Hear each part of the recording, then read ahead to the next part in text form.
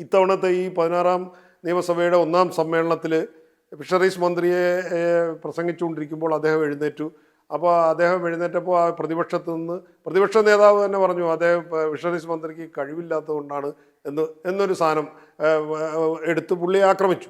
പക്ഷേ വളരെ തന്ത്രപൂർവ്വം അതിന് പുള്ളി ആ മന്ത്രി സംസാരിക്കുന്ന സമയത്ത് അത് വഴങ്ങി. അതിന് ശേഷം അതിന് മറുപടി പറയുകയും പ്രതിപക്ഷം ഒന്നടങ്കം ഇറങ്ങി പോവുകയും ചെയ്തു ആ ഇഷ്യൂ.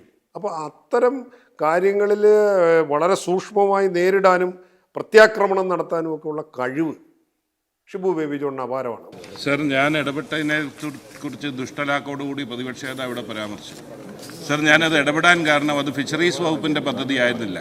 ഉമ്മൻചാണ്ടി ഗവൺമെൻറ് കാലഘട്ടത്തിൽ നടപ്പിലാക്കിയ തൊഴിൽ വകുപ്പ് നടപ്പിലാക്കിയ ഒരു പദ്ധതിയായിരുന്നു തണൽ പദ്ധതി എന്ന് പറഞ്ഞുകൊണ്ട് 1350 കോടി രൂപ കൊടുക്കുന്നത്.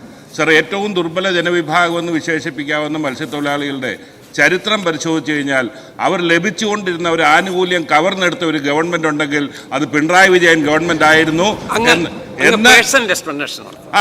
അത് സ്ഥാപിക്കാനാണ്, അതിനുവേണ്ടിയാണ് സാർ ഞാൻ എഴുന്നേറ്റ് നിന്നത്. തൊഴിൽ വകുപ്പിൻ്റെ പദ്ധതി ആയിരുന്നതുകൊണ്ട് ഫിഷറീസ് വകുപ്പിൻ്റെ ശ്രദ്ധയിൽപ്പെടാത്ത പദ്ധതി ആയതുകൊണ്ട് ആ കാര്യം അവതരിപ്പിച്ചു. പിന്നെ ഇടപെടലിനെ സംബന്ധിച്ചിടത്തോളം നിയമപരമായി തെറ്റുണ്ടെങ്കിൽ സാർ, ഈ അടിയന്തര പ്രമേയത്തിൻ്റെ വിഷയമൊന്നും അല്ലല്ലോ സാർ ഇവിടെ ചർച്ച ചെയ്തതും കാര്യവും.